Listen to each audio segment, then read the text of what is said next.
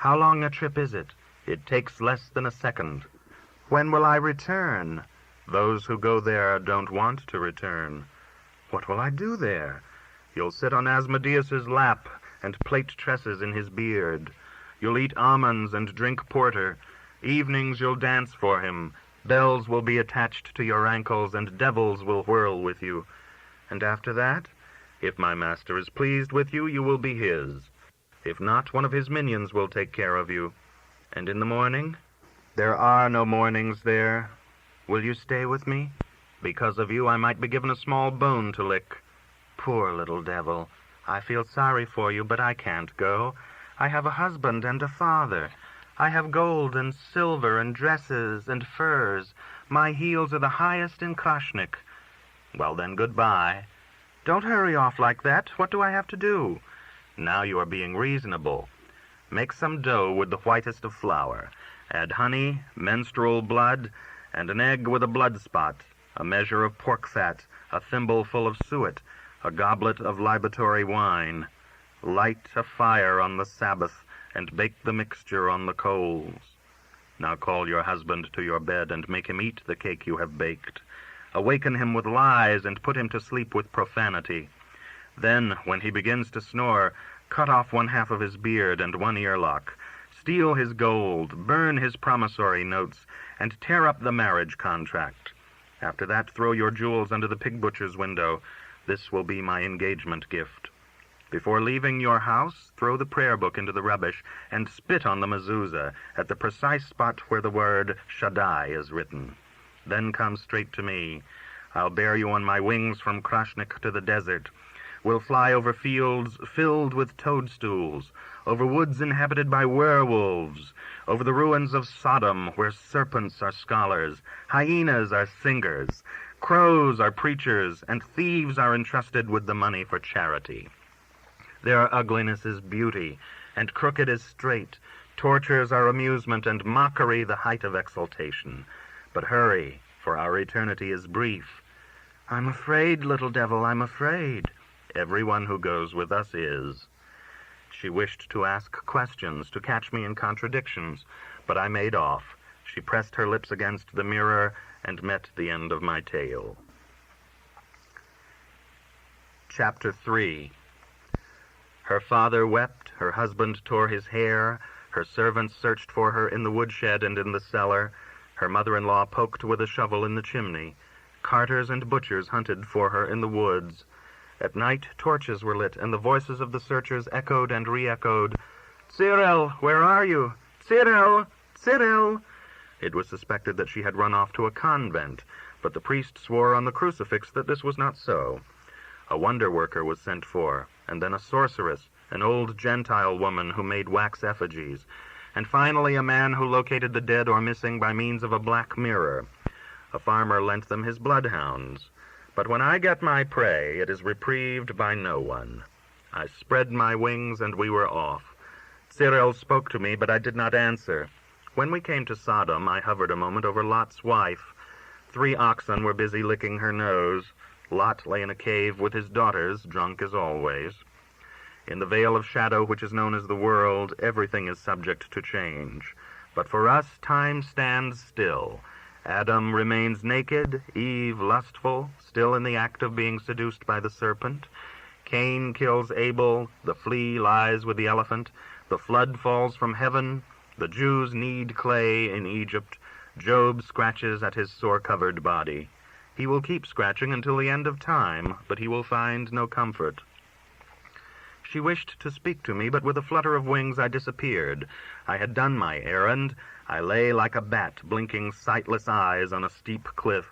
The earth was brown, the heavens yellow, devils stood in a circle, wiggling their tails. 2 turtles were locked in an embrace, and a male stone mounted a female stone. Shabriri and Bariri appeared. Shabriri had assumed the shape of a squire.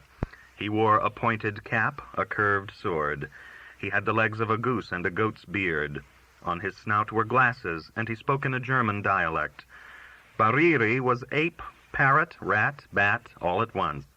Shabriri bowed low and began to chant like a jester at a wedding. Arjun, Margin, here's a bargain. A pretty squirrel, name of Zirel, open the door to love impure. He was about to take her in his arms when Bariri screamed, "Don't let him touch you. He has scabs on his head, sores on his legs, and what a woman needs he doesn't have. He acts the great lover, but a capon is more amorous. His father was like that also, and so was his grandfather. Let me be your lover. I am the grandson of the chief liar. In addition, I am a man of wealth and good family. My grandmother was lady-in-waiting to Machlath, daughter of Naama. My mother had the honor to wash Asmodeus's feet. My father, may he stay in hell forever, carried Satan's snuff-box." Shabriri and Bariri had grasped Cyril by the hair, and each time they pulled, they tore out a tuft. Now Cyril saw how things were, and she cried out, "Pity, pity!" "What's this we have here?" asked Ketev Mariri. "A Krashnik coquette. Don't they have better than that?" "No, it's the best they've got." "Who dragged her in? A little imp? Let's begin." "Help! Help!" Cyril moaned. "Hang her!" Wrath, the son of anger, screamed. "It won't help to cry out. Time and change have been left behind. Do what you are told. You're neither young nor old." Cyril broke into lamentations. The sound roused Lilith from her sleep. She thrust aside Asmodeus's beard and put her head out of the cave, each of her hairs a curling snake. "What's wrong with the bitch?" she asked. "Why all the screaming?" "They're working on her." "Is that all? Add some salt. And skim the fat." This fun has been going on for 1,000 years, but the black gang does not weary of it. Each devil does his bit, each imp makes his pun. They pull and tear and bite and pinch. For all that, the masculine devils aren't so bad. It's the females who really enjoy themselves, commanding, "Skim boiling broth with bare hands, plait braids without using the fingers, wash the laundry without water, catch fish in hot sand, stay at home and walk the streets, take a bath without getting wet, make butter from stones, break the cask without spilling the wine." And all the while the virtuous women in paradise gossip, and the pious men sit on golden chairs, stuffing themselves with the meat of Leviathan, as they boast of their good deeds.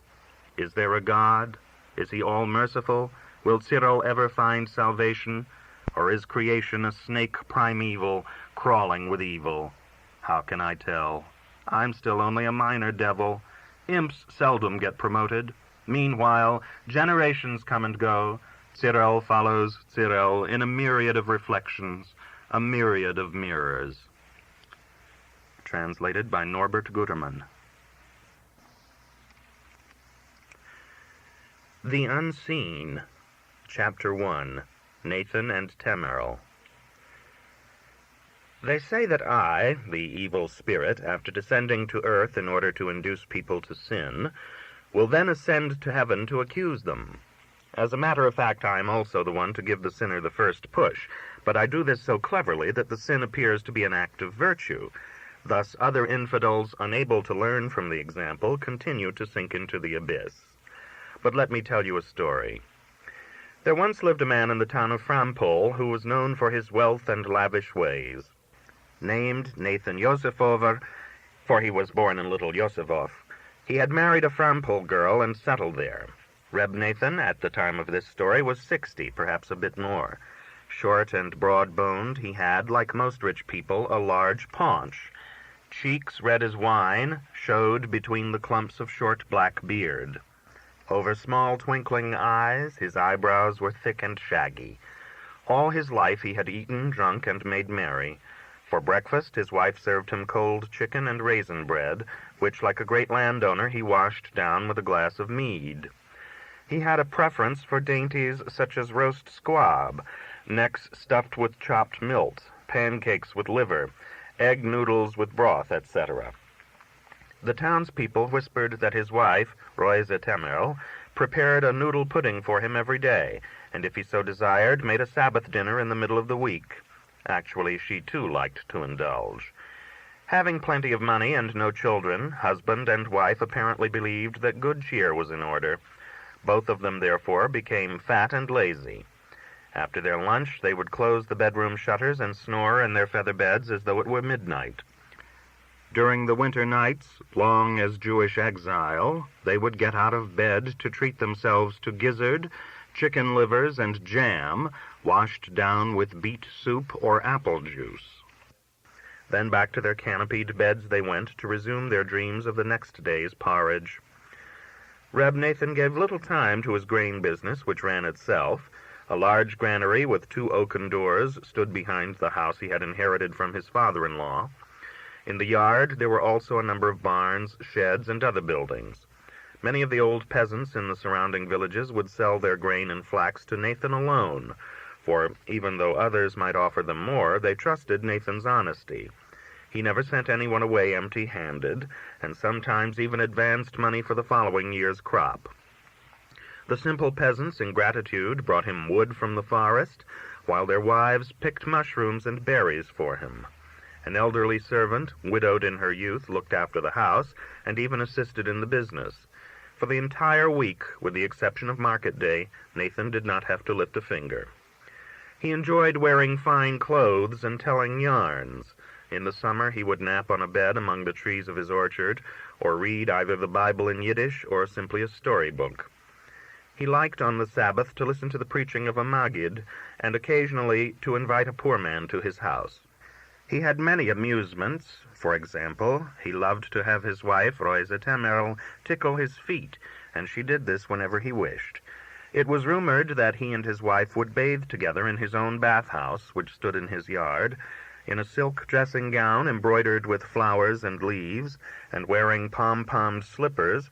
He would step out on his porch in the afternoon, smoking a pipe with an amber bowl. Those who passed by greeted him, and he responded in a friendly fashion.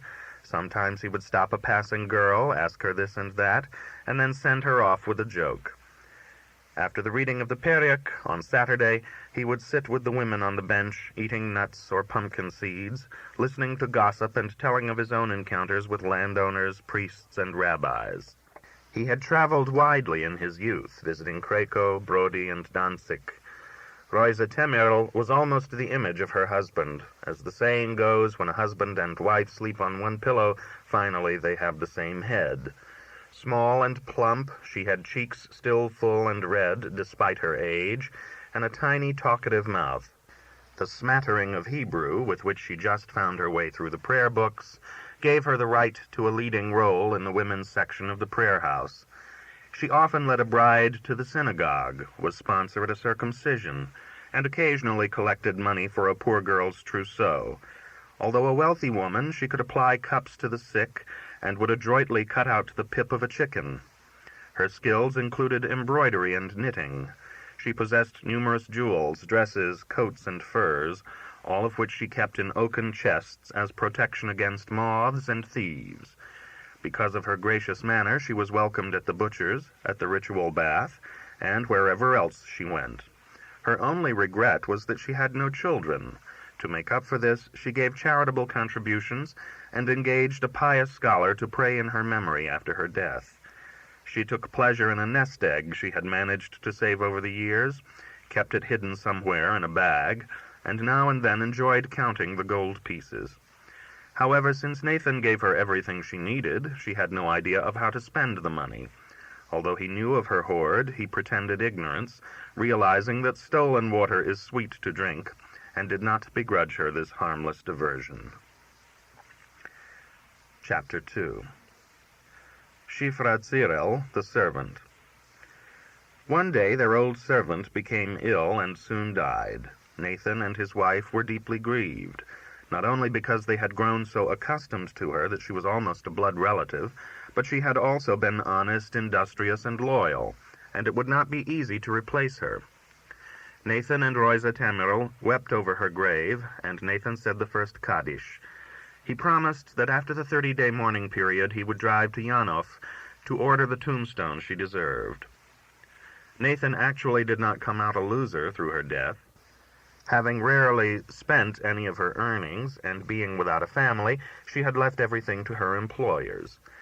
Immediately after the funeral, Roise Temerl began to look for a new servant, but could not find any that compared to the first. The Frampol girls were not only lazy, but they could not bake and fry to Roise Temerl's satisfaction. Various widows, divorced women, and deserted wives were offered her, but none had the qualifications that Rosa Temerl desired. Of every candidate presented at her house, she would make inquiries on how to prepare fish, marinate borscht, bake pastry, strudel, egg cookies, etc., what to do when milk and borscht sour, when a chicken is too tough, a broth too fat, a Sabbath pudding overdone, a porridge too thick or too thin, and other tricky questions. The bewildered girl would lose her tongue and leave in embarrassment. Several weeks went by like this, and the pampered Rosa Temerl, who had to do all the chores, could clearly see that it was easier to eat a meal than prepare one. While I, the seducer, could not stand by and watch Nathan and his wife starve, I sent them a servant, a wonder of wonders. A native of Zamość, she had even worked for wealthy families in Lublin. Although at first she had refused, even if she were paid her weight in gold, to go to an insignificant spot like Frampol, various people had intervened. Rosa Temerl had agreed to pay a few gulden more than she had paid previously, and the girl Shifra decided to take the job. In the carriage that had to be sent to Zamość for her and her extensive luggage, she arrived with suitcases, baskets, and knapsacks like a rich bride. Well along in her 20s, she seemed no more than 18 or 19. Her hair was plaited in 2 braids coiled at the sides of her head.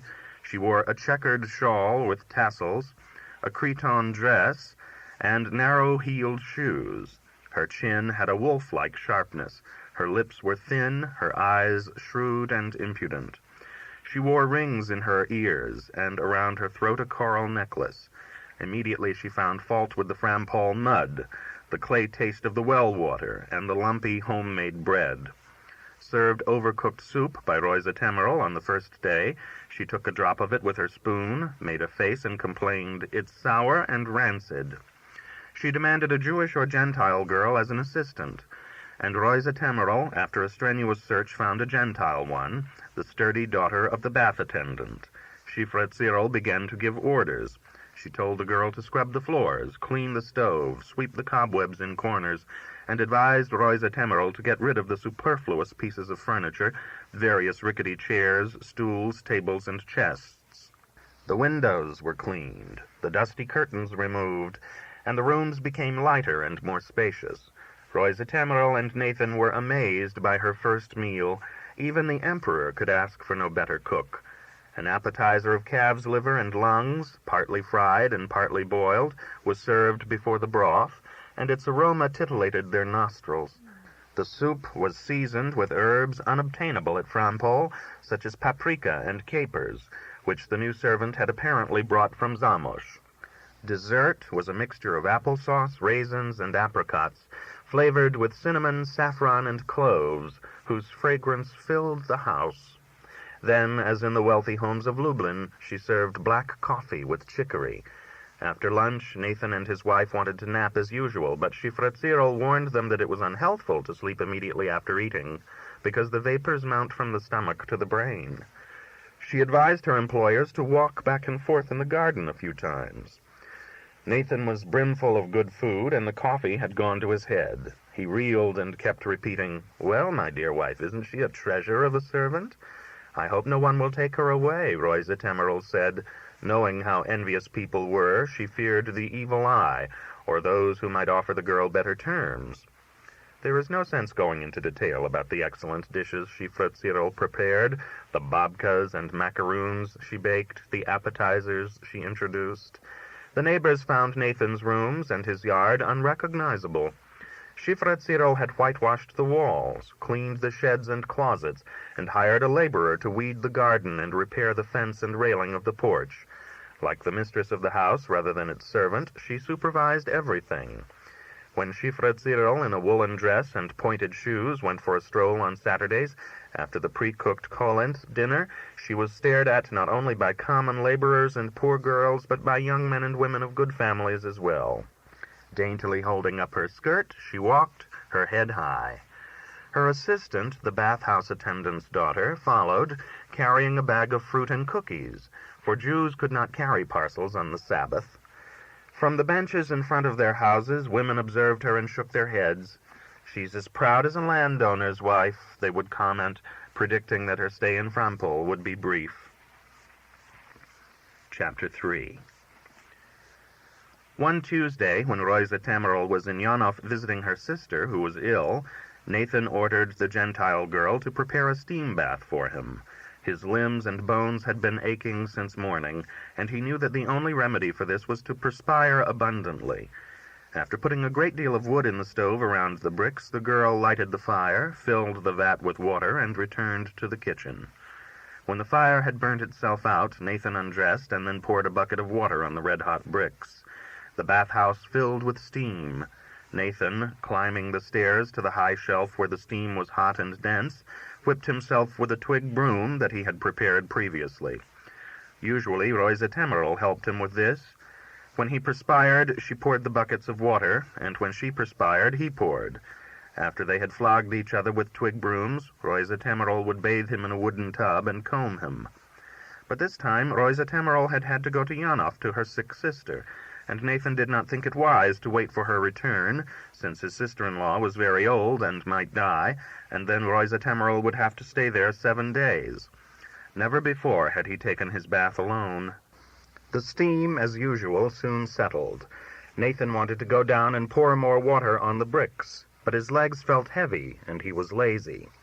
With his belly protruding upward, he lay on his back, flogging himself with the broom, rubbing his knees and ankles, and staring at the bent beam on the smoke-blackened ceiling.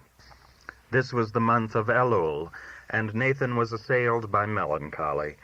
He remembered his sister-in-law as a young woman full of life, and now she was on her deathbed. He, too, would not eat marchpanes nor sleep on eiderdown forever, it occurred to him, for some day he would be placed in a dark grave, his eyes covered with shards, and worms would consume the body that Roisa Tamarol had pampered for the nearly 50 years that she had been his wife. Probing his soul, Nathan lay there, belly upward, when he suddenly heard the chain clank, the door creak. Looking about, he saw to his amazement that Shifra Tzirel had entered. Barefoot, with a white kerchief around her head, she was dressed only in a slip. In a choking voice he cried out, "No!" and hastened to cover himself. Upset and shaking his head, he beckoned her to leave, but Shifra Tzirel said, "Don't be afraid, master, I won't bite you." She poured a bucket of water over the hot bricks. A hissing noise filled the room, and white clouds of steam quickly rose, scalding Nathan's limbs. Then Shifra Tzirel climbed the steps to Nathan, grabbed the twig broom, and began to flog him. He was so stunned he became speechless. Choking, he almost rolled off the slippery shelf. Shifra Tzirel meanwhile continued diligently to whip him and to rub him with a cake of soap she had brought. Finally, having regained his composure, he said hoarsely, "What's the matter with you? Shame on you!" "What's there to be ashamed about?" the servant asked airily. "I won't harm the master." For a long time she occupied herself combing and massaging him, rubbing him with soap and drenching him with water, and Nathan was compelled to acknowledge that this devilish woman was more accomplished than Roisa Tamarol. Her hands, too, were smoother. They tickled his body and aroused his desire. He soon forgot that this was the month of Elul, before the days of awe, and told the servant to lock the wooden latch of the door. Then, in a wavering voice, he made a proposition. "Never, uncle," she said resolutely, pouring a bucket of water on him. "Why not?" he asked, his neck, belly, head, all his limbs dripping. "Because I belong to my husband." "What husband?" "The one I'll have some day, God willing." "Come on, Shifra Tzirel," he said.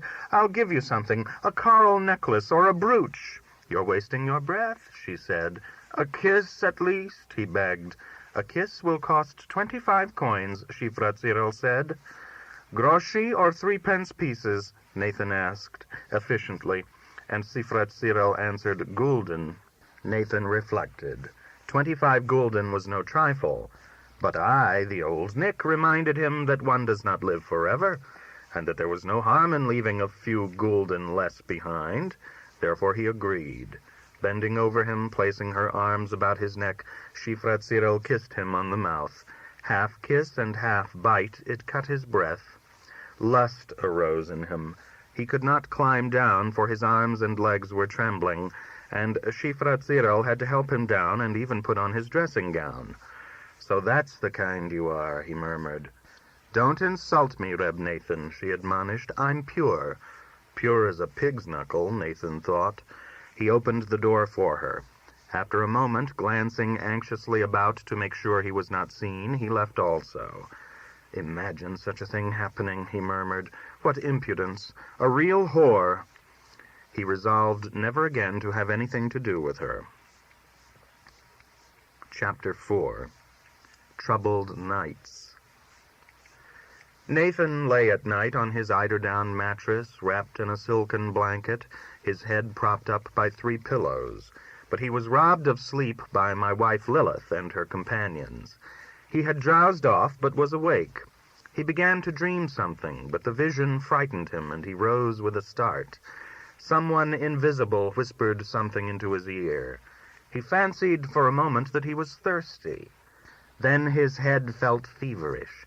Leaving his bed, he slipped into his slippers and dressing gown, and went to the kitchen to scoop up a mug of water. Leaning over the barrel, he slipped and almost fell in. Suddenly he realized that he craved Shifra with the craving of a young man. "What's the matter with me?" he murmured. "This can only be a trick of the devil."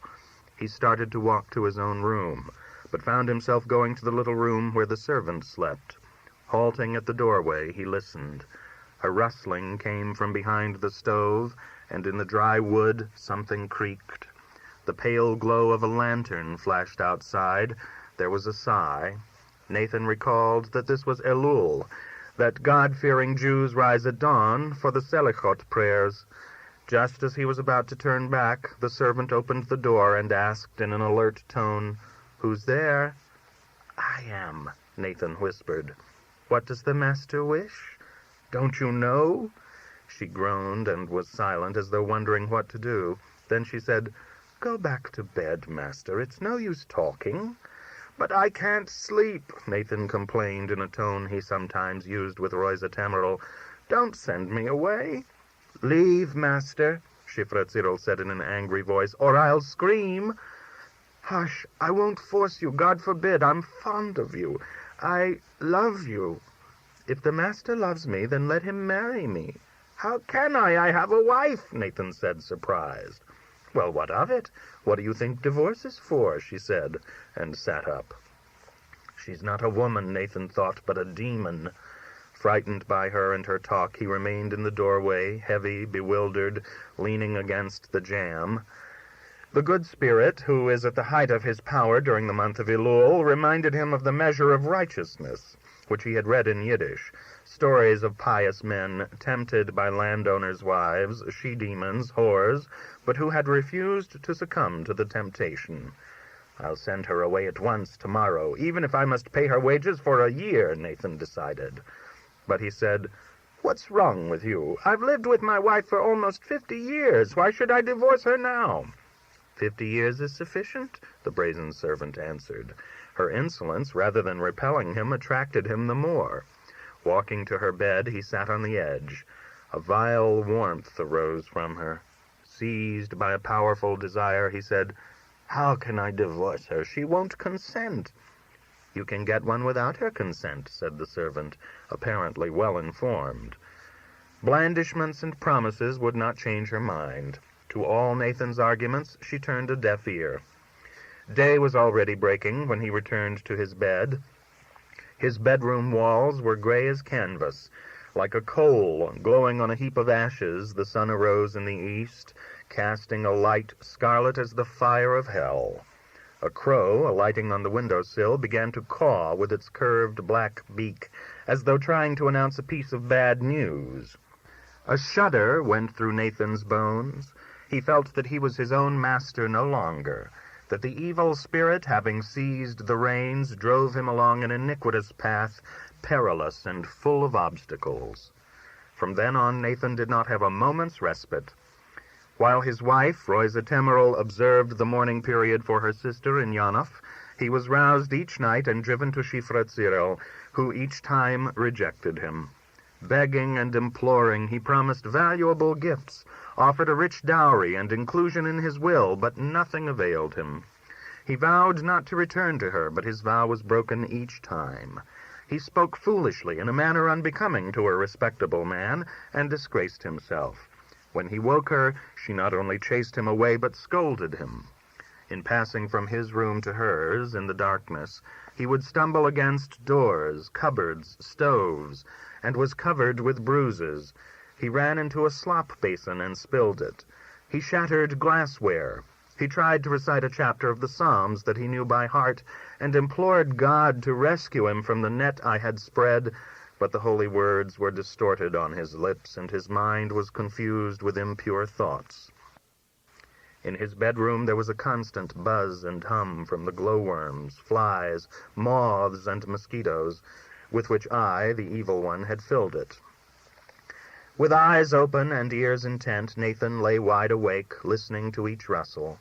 Roosters crowed, frogs croaked in the swamps, crickets chirped, flashes of lightning glowed strangely. A little imp kept reminding him. "Don't be a fool, Reb Nathan. She's waiting for you. She wants to see if you're a man or a mouse." And the imp hummed, "Elul or no Elul, a woman's a woman. And if you don't enjoy her in this world, it's too late in the next." Nathan would call Shifratzirel and wait for her to answer. It seemed to him that he heard the patter of bare feet, that he saw the whiteness of her body, or of her slip in the darkness. Finally, trembling afire, he would rise from his bed to go to her room, but she remained stubborn. "Either I or the mistress," she would declare. "Go, master." And grabbing a broom from the pile of refuse, she would smack him across the back.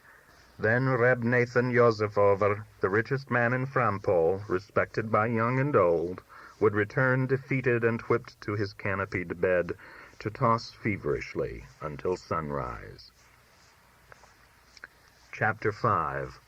Forest Road. Roisa Tamaril, when she returned from Yanov and saw her husband, was badly frightened. His face was ashen. There were bags under his eyes. His beard, which until recently had been black, was now threaded with white. His stomach had become loose and hung like a sack. Like one dangerously ill, he could barely drag his feet along. "Woe is me! Even finer things than this are put in the grave," she exclaimed. She began to question him, but since he could not tell her the truth, he said he was suffering from headaches, heartburns, stitches, and similar ailments. Roisa Tamaril, though she had looked forward to seeing her husband and had hoped to enjoy herself with him, ordered a carriage and horses and told him to see a doctor in Lublin. Filling a suitcase with cookies, jams, juices, and various other refreshments, she urged him not to spare money, but to find the best of doctors and to take all the medication he prescribed. Shifratzirel, too, saw her master depart, escorting the carriage on foot as far as the bridge, and wishing him a speedy recovery. Late at night, by the light of the full moon, while the carriage drove along a forest road, and shadows ran ahead, I, the evil spirit, came to Reb Nathan, and asked, "Where are you going?" "Can't you see? To a doctor." "Your ailment can't be cured by a doctor," I said. "What shall I do, then? Divorce my old wife?" "Why not?" I said to him. "Did not Abraham drive his bondwoman Hagar into the wilderness with nothing but a bottle of water, because he preferred Sarah? And later, did he not take Keturah and have 6 sons with her? Did not Moses, the teacher of all Jews, take in addition to Tzipporah another wife from the land of Cush? And when Miriam, his sister, spoke against him, did she not become leprous? Know ye, Nathan, you are fated to have sons and daughters, and according to the law you should have divorced Roisa Tamaril 10 years after marrying her. Well, you may not leave the world without begetting children, and heaven therefore has sent you Shifratzirel to lie in your lap and become pregnant and bear healthy children, who after your death will say Kaddish for you, and will inherit your possessions. Therefore do not try to resist, Nathan, for such is the decree of heaven. And if you do not execute it, you will be punished. You will die soon, and Roisa Tamaril will be a widow anyway, and you will inherit hell." Hearing these words, Nathan became frightened. Shuddering from head to foot, he said, "If so, why do I go to Lublin? I should rather order the driver to return to Frampol." And I replied, "No, Nathan. Why tell your wife what you're about to do? When she learns you plan to divorce her and take the servant in her place, she will be greatly grieved, and may revenge herself on you or the servant. Rather follow the advice Shifratzirel gave you. Get divorce papers in Lublin and place them secretly in your wife's dresses. This will make the divorce valid. Then tell her that doctors had advised you to go to Vienna for an operation, since you have an internal growth. And before leaving, collect all the money and take it along with you, leaving your wife only the house and the furniture and her personal belongings. Only when you are far from home and Shifratzirel with you, you may inform Roisa Temerol that she is a divorcee. In this way you will avoid scandal. But do not delay, Nathan, for Shifratzirel won't tarry, and if she leaves you, you might be punished and perish and lose this world as well as the next." I made more speeches, pious and impious, and at daybreak, when he fell asleep, I brought him Shifratzirel naked and showed him the images of the children she would bear, male and female, with side whiskers and curls, and I made him eat imaginary dishes she had prepared for him. They tasted of paradise. He awoke from these visions, famished, and consumed with desire. Approaching the city, the carriage stopped at an inn where Nathan was served breakfast and a soft bed prepared for him. But on his palate there remained the savor of the pancake he had tasted in his dreams, and on his lips he could almost feel Shifratzirel's kisses. Overcome with longing, he put on his coat again and told his hosts he must hurry to meet merchants. In a back alley where I led him, he discovered a miserly scribe, who for 5 gulden wrote the divorce papers and had them signed by witnesses as required by law. Then Nathan, after purchasing numerous bottles and pills from an apothecary, returned to Frampol. He told his wife he had been examined by 3 doctors, that they had all found he had a tumor in his stomach, and that he must go at once to Vienna to be treated by great specialists, or he would not last the year. Shaken by the story, Roisa Temerol said, "What's money? Your health means far more to me." She wanted to accompany him, but Nathan reasoned with her and argued, "The trip will cost double. Moreover, our business here must be looked after. No, stay here, and God willing, if everything goes well, I'll be back. We'll be happy together." To make a long story short, Roisa Temerol agreed with him and stayed. The same night, after Roisa Temerol had fallen asleep, Nathan rose from his bed and quietly placed the divorce papers in her trunk. He also visited Shifratzirel in her room to inform her of what he had done. Kissing and embracing him, she promised to be a good wife and faithful mother to his children. But in her heart, jeering, she thought, "You old fool, you'll pay dearly for falling in love with a whore." And now starts the story of how I and my companions forced the old sinner, Nathan Yosifover, to become a man who sees without being seen, so that his bones would never be properly buried, which is the penalty for lechery. Chapter 6. Nathan Returns. A year passed. Roisa Temerol now had a second husband, having married a Frampol grain dealer, Moshe Mechelis, who had lost his wife at the same time as she had been divorced. Moshe Mechelis was a small, red-bearded man with heavy red eyebrows and piercing yellow eyes. He often disputed with the Frampol rabbi, put on 2 pairs of phylacteries while praying, and owned a water mill. He was also covered with white flour dust. He had been rich before, and after his marriage to Roisa Temerol, he took over her granaries and customers and became a magnate. Why had Roisa Temerol married him? For one thing, other people intervened. Secondly, she was lonely, and thought that another husband might at least partially replace Nathan.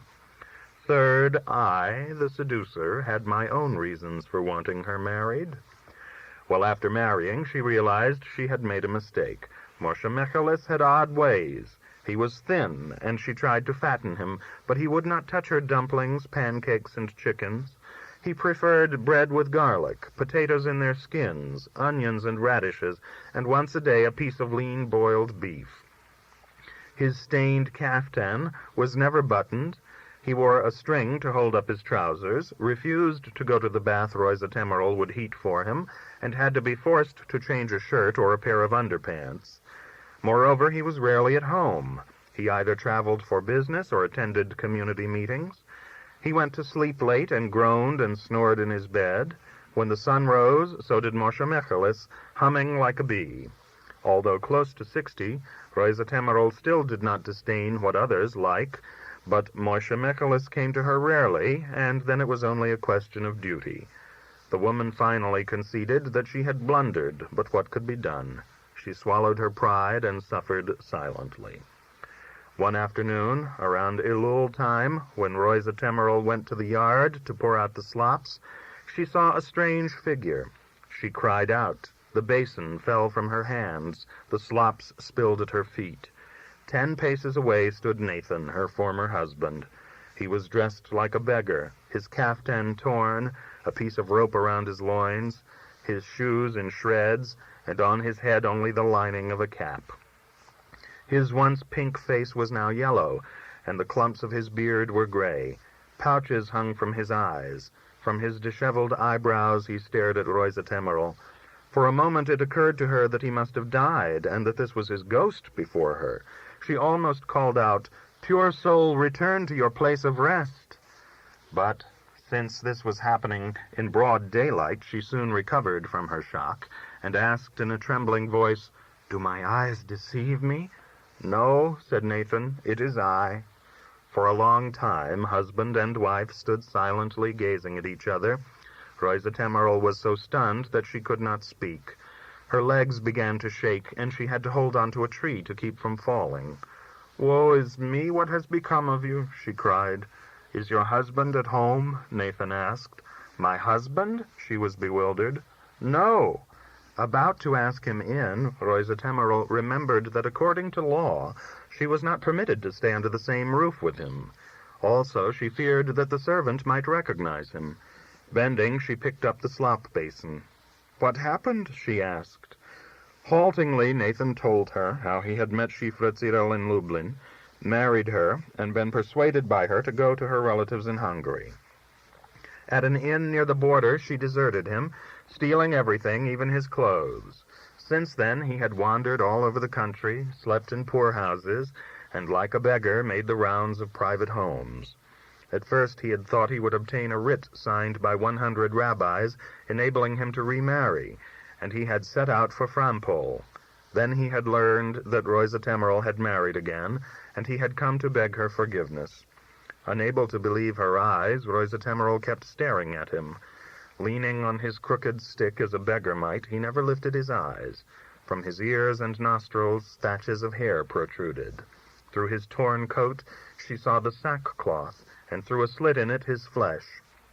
He seemed to have grown smaller. "Have any of the townspeople seen you?" she asked. "No, I came through the fields." "Woe is me! What can I do with you now?" she exclaimed. "I am married." "I don't want anything from you," Nathan said. "Farewell." "Don't go," Rosa Temerol said. "Oh, how unlucky I am." Covering her face with her hands, she began to sob. Nathan moved aside.